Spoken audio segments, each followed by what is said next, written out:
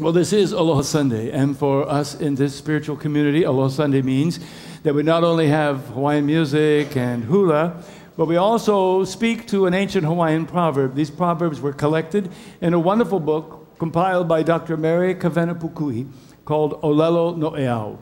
It means wisdom sayings. We've been looking at these sayings ever since I came here about 7 years ago, a different one every Aloha Sunday, to find that beautiful place of intersection between the Hawaiian culture and the spiritual beliefs that we know to be true. That way we can feel a little bit more connected with the people of this land and the culture that's here. The phrase we're looking at today is actually a very common one in the Hawaiian culture. It's this: He puko'a kani aina. I don't know that you've heard it, but let me translate for you. He is a Hawaiian marker meaning a. Puko'a is a coral head. And you've all seen those in the ocean under the water. We're a big growth of coral head. Kani is a Hawaiian word that the primary meaning of that word is to jingle or to make a loud sound. So the song Jingle Bells in Hawaiian is kani kani ikapele, kani kani ikapele. But it has a second meaning, which is completely different from the first. As in English, some words have different meanings. The second meaning is a hard rock place. And aina means earth. The literal translation then is this: a coral reef that grows into an island. The Hawaiians understood that coral reefs, as they grow and they emerge from the water, eventually become an island. Now, Dr. Puko'a has given us the metaphysical interpretation of this in the way that Hawaiians used it. And the way it was used to explain life was this: it is a saying used to indicate a person beginning in a small way, how they gain steadily until he becomes firmly established. In other words, it's about being faithful in the little small steps of life as we progress. From being just a coral head, something under the water, to becoming a full-fledged aina, an island or a piece of land. It's about growing spiritually, maturing up, and it happens little by little with small beginnings. Jesus said something like this when he talked about a parable about the servants. And he said in the book of Matthew, "Well done, good and faithful servant. You have been faithful over a little. I will set you over much. Enter into the joy of your master." Indicating that when we are faithful in these little things, if we make the right decisions, even the little decisions, step by step, that is magnified over time until we become over many great things and enter into what Jesus called the joy of the master, which would just be the joy of life, the joy of God. Paying attention to these little tiny steps. They're important. These little things make a difference in life. Once there was an older man and his wife who were caught in a storm, and they stopped in a hotel, a small hotel, to see if they could find a room. All the rooms were booked. But the clerk, who really wanted to be of service, said to them, "Well, why don't you stay in my room?" Well, they were reluctant, but he insisted, and so they did. And the next morning, the older gentleman said to the clerk, he said, "You're just the kind of man that ought to be in charge of the best hotel in America." Smiling. He said, "Someday I'm going to build that hotel for you." And he left, and the clerk said, "Well, thank you very much. I'm glad you enjoyed your stay." About 2 or 3 years later, he received a letter in the mail from this older gentleman that had in it 2 round-trip tickets to New York City. So he went to New York City, and the older gentleman met him and took him to see this brand new, huge building. And the older gentleman said to the clerk, "This is your hotel. You are going to manage it." The older gentleman's name was William Randolph Astor. And the hotel was the very first Waldorf Astoria built in America. The clerk's name was George Bolt and became the first manager of the Waldorf Astoria. He had been faithful in little things, in little moments of life, and they added up to make a huge change in his being. As we have this conversation this morning, I'm going to ask you to call upon a power that you've never heard discussed before here. Charles Fillmore talked about 12 spiritual powers. I'm going to add to you a 13th. It's the power of assumption. Some of you are already really good at that.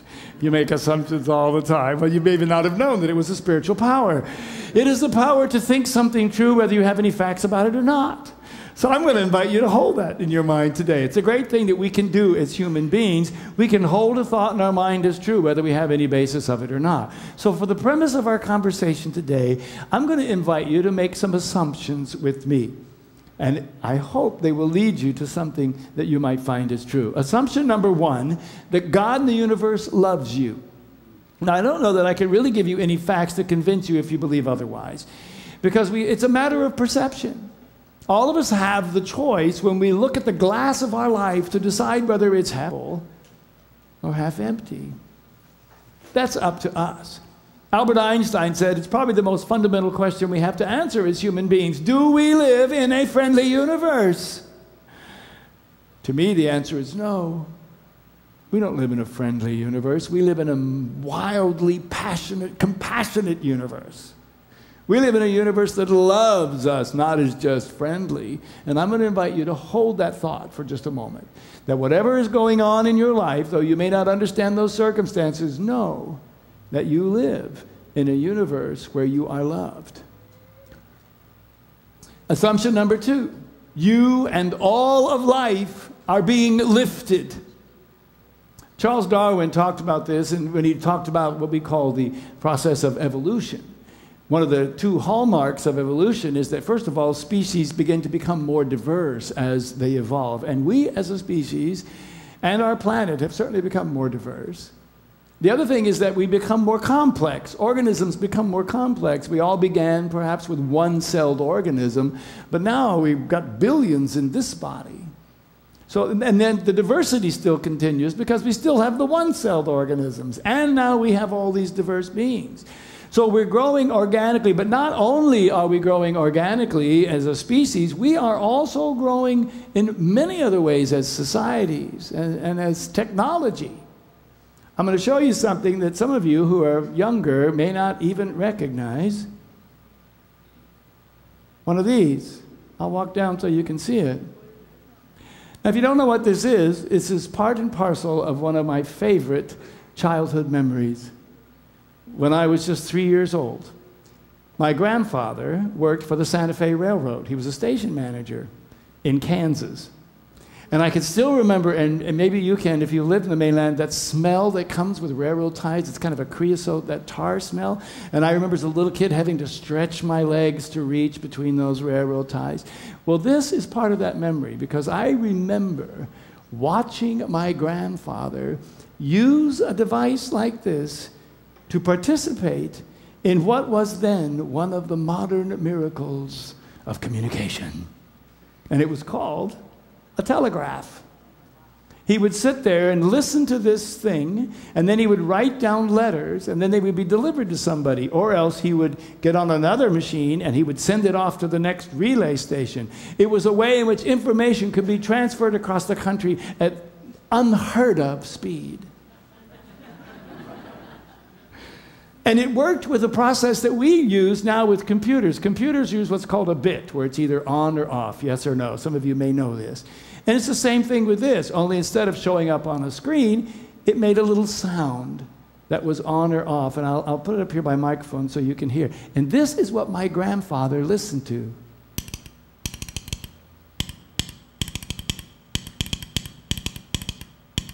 And then he would translate that into a message. I thought it was a miracle. He would listen to this and he would write down these letters. How did he do that? Well, that was my grandfather. This is me. Now I can take this and I can actually talk to my friend in Italy live and see her at the same time, halfway around the world. We have evolved. And we are continuing to evolve technologically. In our own lifetime, it's really and truly amazing. There's a wonderful Spanish-American philosopher named George Santayana. He said this: the tide of evolution carries everything before it, thoughts no less than bodies, and persons no less than nations. We are all constantly evolving.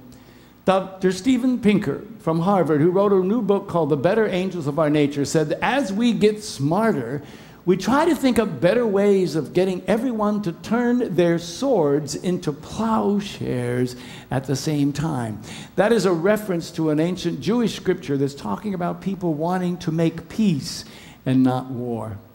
Now, I know the news that we're experiencing these days, when you read and watch the news, may not seem like, as a people, that we are really progressing very much.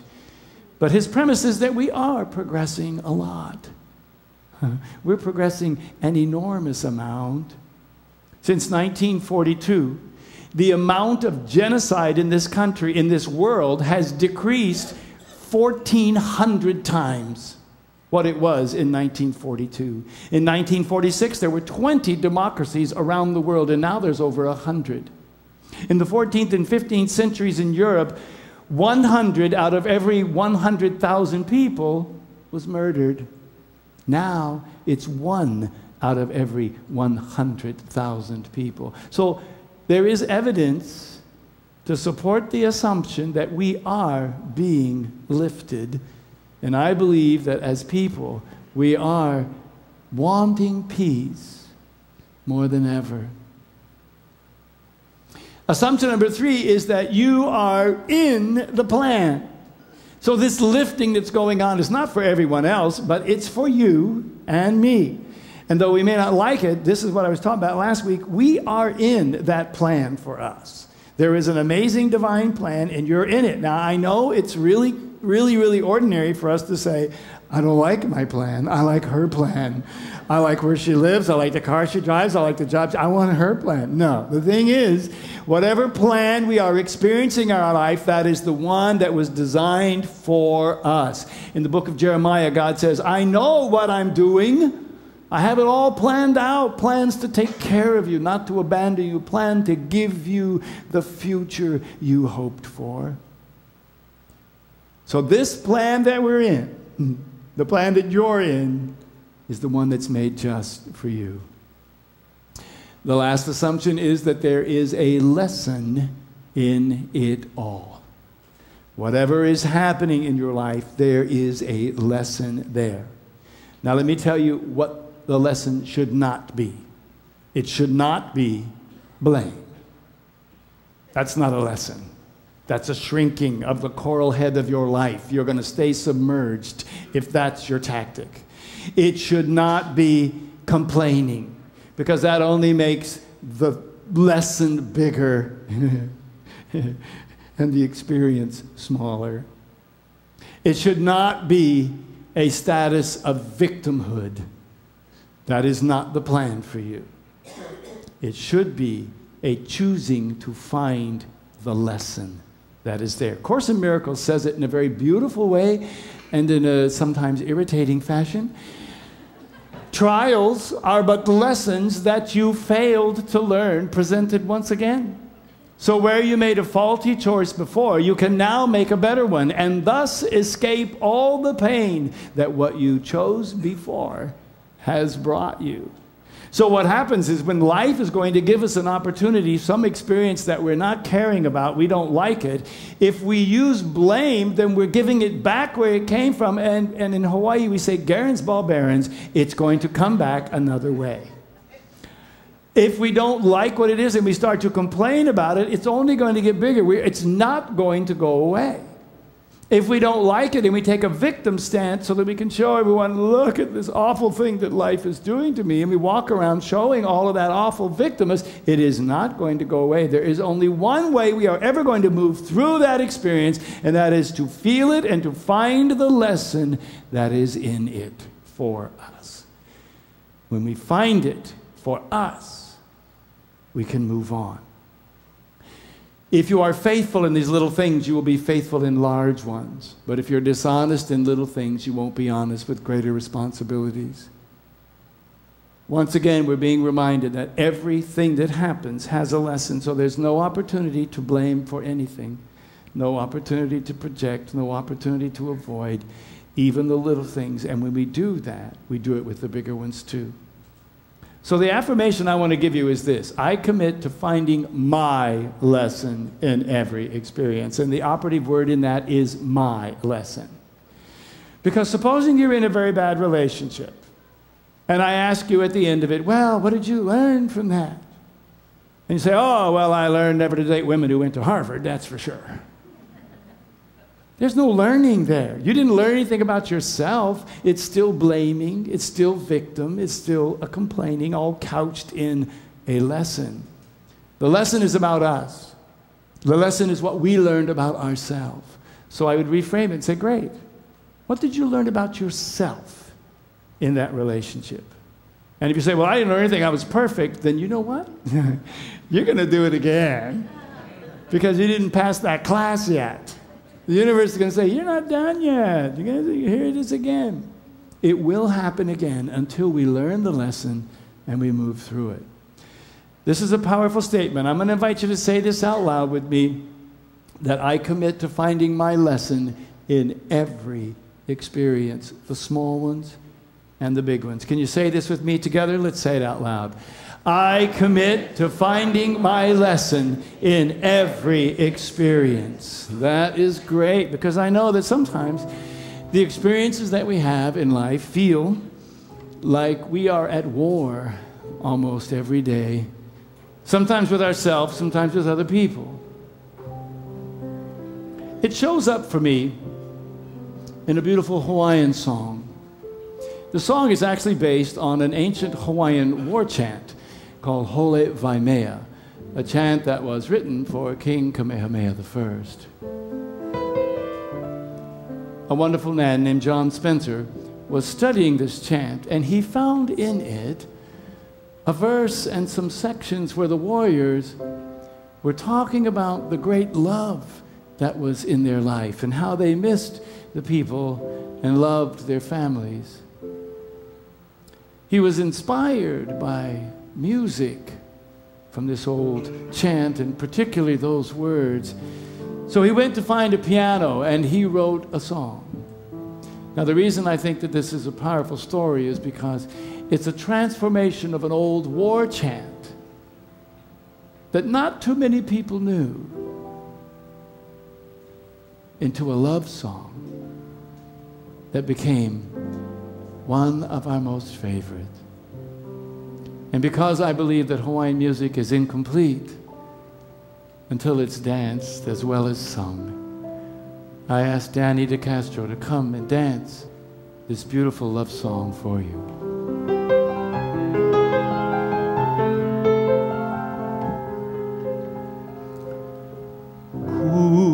Ku no oe ka malanai a ke ki pupu nolu ka maka o ka o Hawaii yauri nini hau e hakapua o ko wahi e hai ke hanu kana hele o whaika. Aloha whaika iau me ipola. Me ipola ka makalena o ke kolau. Kapua I kana hele o mauleia.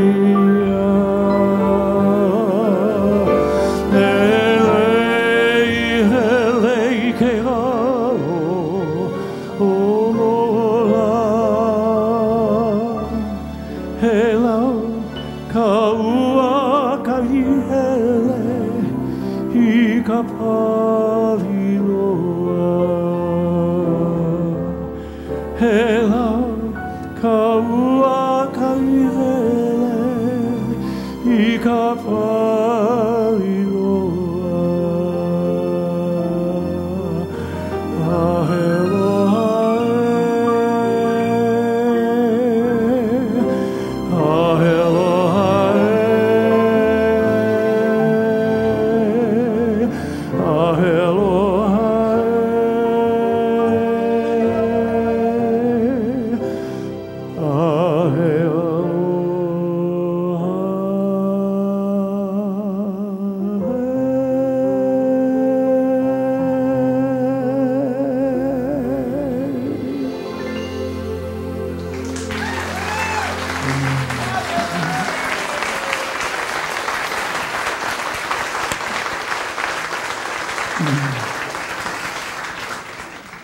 I love that lesson of taking that feeling of going into battle and finding the love, finding that lesson of love there, and then making something beautiful.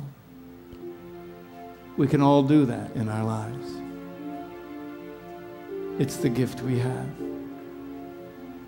I'm going to invite you to close your eyes with me for just a moment in this time of meditation. I don't know what battles you may be facing, but I know that there is love there somewhere for you.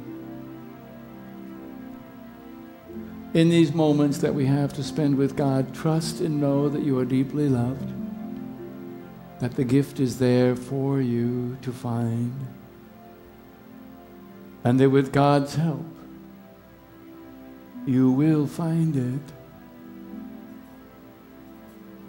You will make it a lesson of love, and you will make it a song. And you will find the great joy that you are entitled to. As we come to God now in the sacred and holy silence.